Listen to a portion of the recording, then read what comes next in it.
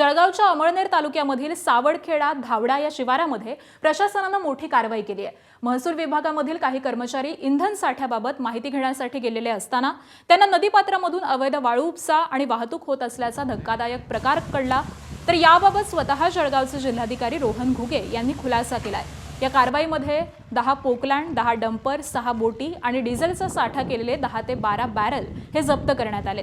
त्याबरोबरच संबंधित वाहनांचे आरटीओ परवाने निलंबित करण्यासह पेट्रोलियम कायद्याअंतर्गत देखील कारवाई केली जाणार असल्याची माहिती जिल्हाधिकाऱ्यांनी दिली आहे।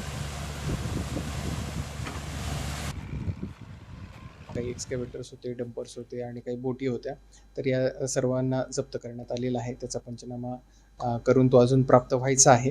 ती कारवाई अजून सुरूच आहे आणि त्यासोबतच ह्या सर्व मशीन चालवण्यासाठी म्हणून त्यांच्याकडे डिझेलचा पण काही साठा असल्याचं निदर्शनास आलेलं आहे।